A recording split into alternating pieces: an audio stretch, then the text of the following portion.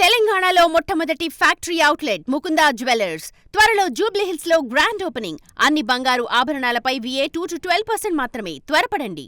నల్లకుంటలో 2 రోజుల క్రితం దారుణం చోటు చేసుకుంది. కట్టుకున్న భార్యనే అత్యంత కిరాతకంగా పెట్రోల్ పోసి నిప్పంటించి తగలబెట్టడం జరిగింది. వెంకటేష్, త్రినేని ఇద్దరు కూడా నల్లకుంటలో ఇదే ఇంట్లో నివాసం ఉండేవారు. ఈ ఇంట్లో మొన్న రాత్రి మంగళవారం అర్ధరాత్రి ఇద్దరి మధ్య గొడవ జరగడం, ఆ తర్వాత భార్యపై పెట్రోల్ పోసి తగలబెట్టేసి ఇక్కడి నుంచి పారిపోయాడు. వెంటనే స్థానికులు అప్రమత్తమై చూసేసరికే ఆ త్రివేణి పూర్తిగా కాలిపోయి ఉండడంతో పోలీసులకు సమాచారం ఇవ్వడం, పోలీసులు వచ్చి హుటాహుటిన హాస్పిటల్ తరలించారు. కానీ అప్పటికే ఆమె మృతి చెందిందని చెప్పేసి కూడా గుర్తించారు. అయితే ఇద్దరు పిల్లలు ఉన్నారు, ప్రేమించి పెళ్లి చేసుకున్నారు. ఆ తర్వాత నల్లకుంటకు సంవత్సరం క్రితమే ఇక్కడికి వచ్చి జీవనం సాగిస్తున్నారు. అయితే భార్యపై అనుమానంతో తరచూ గొడవ పడేవాడు. ఈ గొడవ కారణంగానే భార్యని హత్య చేశాడని చెప్పేసి కూడా పోలీసులు గుర్తించారు.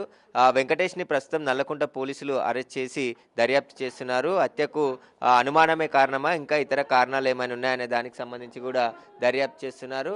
వరుస ఘటనలు హైదరాబాద్లో మొన్న మేడిపల్లిలో భర్తను భార్య చంపితే, ఇప్పుడు నల్లకుంటలో భార్యను భర్త అతి కిరాతకంగా పిల్లలు చూస్తుండగానే పెట్రోల్ పోసి నిప్పంటించాడు. పూర్తిగా ఇల్లు కూడా కాలిపోయిన పరిస్థితి కనబడుతుంది. డోర్లు, ఇంట్లో ఉన్న సామాన్లు అన్నీ కూడా అగ్నికి ఆహుతైపోయాయి. ఆ కూతురు వెంటనే లేచి చూసి బయటికి రావడంతో కూతురు ప్రాణాలతో బయటపడింది. కానీ ఈ ఘటనకు సంబంధించి వెంకటేష్ ఎందుకు ఇంత దారుణానికి పాల్పడ్డాడు, భార్యపై అనుమానంతోనే ఈ హత్య చేశాడా లేక ఇంకా ఏమైనా కారణాలు ఉన్నాయనే దానికి సంబంధించి కూడా ఆరా తీస్తున్నారు. ప్రస్తుతం పోలీసుల అదుపులోనే వెంకటేష్ ఉన్నాడు. స్థానికులు ఉన్నారు, ఒకసారి మాట్లాడదాం. ఏం జరిగిందో, అసలు ఏమైంది, ఏం జరిగిందమ్మా, అసలు ఎప్పుడు జరిగింది ఘటన, ఏమైనా గొడవ పడే వాళ్ళు 6 నెలల కిందట గొడవ అయింది సార్. వాళ్ళకి గొడవ అయినప్పుడు మేమే బెదిరించినాం, చేసినాం. పిఎస్లో కంప్లైంట్ ఇచ్చింది అమ్మాయిని కొడితే మొత్తం ఇదంతా పగిలిపోయిండే.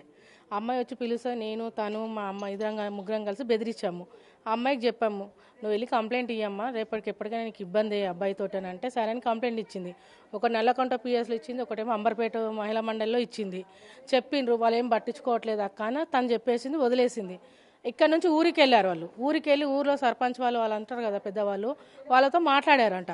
మాట్లాడితే ఈసారి చూడమ్మా వాళ్ళు కాంప్రమైజ్ అవుతున్నారు, ఇంకోసారి ఇటువంటి రానియము, మేము మాట్లాడుతున్నాం కదా అని చెప్తే సరే అని చెప్పి నాకు వద్దని చెప్పేసి తను వచ్చేసింది ఇక్కడికి హైదరాబాద్కి. వాడు అక్కడే ఉన్నాడు 6 నెలల తర్వాత. మొన్న రీసెంట్గా 3 months ముందు వచ్చాడు ఇక్కడికి. వచ్చినప్పుడు మేము అన్నాం, మళ్ళీ ఎందుకు రానిచ్చుకున్నావు త్రీనేని, రేపటి దినం ఏమైనా ప్రాబ్లం అయితే కష్టం కదా, నువ్వు పిల్లలే ఉంటారు, వాడు ఏం చేస్తాడో కూడా తెలియదు అంటే, ఏం అక్క వచ్చిండు, ఇక నేను పొమ్మన్నా కానీ వాడు పోవట్లేదు, చూద్దాంలే అక్క అని తను అట్లా వదిలేసింది, లైట్గా తీసుకుంది. మేము సర్లే ఉంటారు కదా అని అనుకున్నాం. కానీ చాలా నటించింది సార్, మంచితనంగా ఉండడం, చేయడము, పిల్లల్ని చూసుకోవడము, వస్తేప్పుడు ఏమైనా తేవడము, తినిపించడం చూసినాం. మేము సరే బాగున్నారు కదా అని మేము అనుకున్నాం. కానీ మంగళవారం రోజు ఏం జరిగిందో మాకు తెలియదు. మంగళవారం రోజు పొద్దున్న తను బల్కంపేట వెళ్తున్నాను అక్క అని నాకు చెప్పింది, తనకు చెప్పింది, అమ్మ వాళ్ళకి చెప్పేసి వెళ్ళింది. కానీ సాయంత్రం రాగా మాత్రం నేను చూడలేదు. వచ్చిన ఒక 5-10 నిమిషాలు మమ్మల్ని పలకరించని వెళ్ళేది అమ్మాయి. అట్లాంటిది ఆ రోజు ఏం లేదు, వచ్చిందని తెలియదు, పోయిందని తెలియదు మాకు. కానీ ఏం జరిగిందో రాత్రి మాకు తెలియదు. ఇక సర్లే వాళ్ళ ఇళ్ళలో తను చూసింది సార్. తను చూసినాక తను అరుస్తుంటే మేము బయటకు వచ్చినాం అంతే.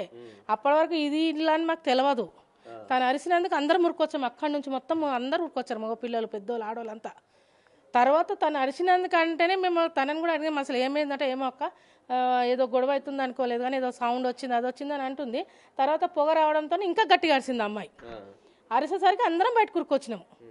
చూసేసరికి మొత్తం మంటలో అమ్మాయి చిక్కుకపోయింది మొత్తం. అది ఏమైందో తెలియదు, ఏం చేసిందో తెలియదు. అమ్మాయి అంత మంటలో కాలుతుంది అని అన్నప్పుడు అరవాల మనిషి, అరవలేదు అసలు అరవడమే లేదు. అమ్మాయి చూసేసరికి చనిపోయింది. ఆల్రెడీ ఊపిరి ఉంది సార్, తనకి ఊపిరి ఉంది. అక్కడ మగ పిల్లలు ఉరికొచ్చి మొత్తం అవి తలుపులు అది చేసేసి బయటికి లాగారు అమ్మాయిని. ఆ సాపతో పట్టి లాగితే కూడా రాలేదు అమ్మాయి. అప్పటికే స్కిన్ అంతా అదైపోతుంది అని చెప్పి ఇక వదిలేశారు. ఎంబడే అంబులెన్స్కి ఫోన్ చేసి ఒక 5-10 నిమిషాల తర్వాత అంబులెన్స్ వాళ్ళు వచ్చినాక వాళ్ళకే ఇస్తే వాళ్ళు తీసుకొని వెళ్ళిపోయారు. అక్కడ పిల్లలు మరి ఇంట్లోనే ఉన్నారా? చిన్న అమ్మాయి ఇంట్లోనే పడుకుంది సార్, తనతో పాటే పడుకుంది అమ్మాయి. కానీ అబ్బాయి లేడంట, అబ్బాయి బయట ఉన్నా అని చెప్తున్నాడు. వాళ్ళ తానతో ఉన్నాడు, మనం పంపించేసాడని చెప్తున్నాడు వాడు. అంతే, మాకు అంతే తెలుసు తప్ప అమ్మాయి ఎట్లా పానాలతో బయటపడ్డదో కూడా మాకు తెలియదు. ఏం చేశాడు వెంకటేష్? ఏమైనా పని చేసేవాడా? తినాలా, తిరగాల, డబ్బులు కావాలా, పెళ్ళం మీద అనుమానము. మేము ఎన్నిసార్లు చెప్పినాం, ఆడదానిలాగా ఎందుకు వద్దిస్తావురా బాబు, నువ్వు దాన్ని చేసే కష్టం చేస్తుంది కదా, వదిలేసాయి, ఏదైనా ఉంటే మీరు మాట్లాడుకోండి, కొట్టుడు చేసుడు అవసరం లేదా అంటే అట్లే వాదిచ్చేవాడు. మేము కూడా వదిలేసాం సార్ అట్లా. తనైతే మొత్తం చెప్పి కూడా తను కూడా అదైపోయింది. అయితే చుట్టుపక్కల ఉన్న వాళ్ళు కూడా చెప్తున్నారు తరచూ గొడవ పడేవాడు అని చెప్పేసి. ఎట్లా ఉండేవారమ్మా? మీరు ఎప్పటి నుండి తెలుసు మీకు? వాళ్ళు ఎప్పటి నుండి ఉంటారు? వాళ్ళు 1 ఇయరే అయింది వచ్చి. వాళ్ళు ఎట్లున్నారో మనకు బయట తెలియకపోయేది. ఒక్కరోజు మాత్రం కొట్లాడినప్పుడు తెలిసింది అంతే, తర్వాత మాకు తెలియదు. మొన్న కూడా తెలియదు. నేను కూడా ఇంట్లో ఉండకపోతుంటిని. ఈ కాళ్ళ ఆపరేషన్ అయినందు ఉన్నా నేను ఇప్పుడు 1 ఇయర్ నుంచి. నేను కూడా డ్యూటీ చేస్తాను. ఎట్లా మరి ఏమైంది అసలు? మొన్న రాత్రి గొడవ పడ్డారా? అసలు గొడవ కూడా వినవాళ్ళే, ఏం వినవాళ్ళే. ఆ కాలినాకనే సప్పుడుకు నేను బయటకు వచ్చిన, అయితే నేను అంతవరకు రాలే. ఎట్లుంటుండే వెంకటేష్? ఎట్లుంటుండే? మీరు ఇక్కడ చూసిరు కదా. ఏమో ఆయనతో మాట్లాడలే, ఎప్పుడు చూడలే, ఆయన అంత గమనించలే. ఆ అమ్మాయి కూడా పొద్దున 10 గంటలకు పోతుండే, రాత్రి 10 గంటలకు వస్తుండే. పిల్లలే ఇక్కడ ఆడుతుండ్రి, ఇక ఆడుకుంటే పిల్లలు మాతోనే ఎక్కుంటుండ్రు అనమాట. ఆ అమ్మాయి పోయేటప్పుడు తాళం చేయ వరకు ఒకరికి ఇచ్చిపోతుండే.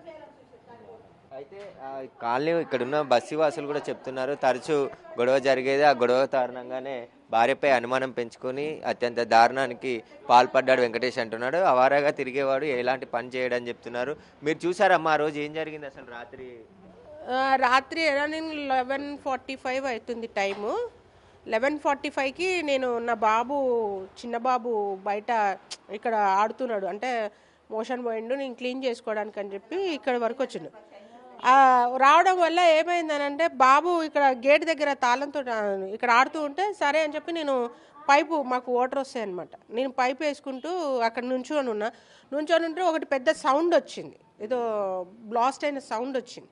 సౌండ్ రాగానే నేను ఏదో అనుకొని నేను ఈ గేట్ తీసుకొని బయటికి రావడం జరిగింది. చూసా, అటు ఇటు చూసా, ఎక్కడ ఏం కనిపించలే నాకు వీళ్ళింట్లో నుంచి సౌండ్ రావడంతో నేను అమ్మాయిని త్రినేని అని చెప్పి పిలిచా. ఒక 10 పిలుపులు పిలిచినా నాకు ఎలాంటి రెస్పాన్స్ వాళ్ళు ఇవ్వలేదు. అప్పటికి బర్నింగ్ అవ్వలేదు.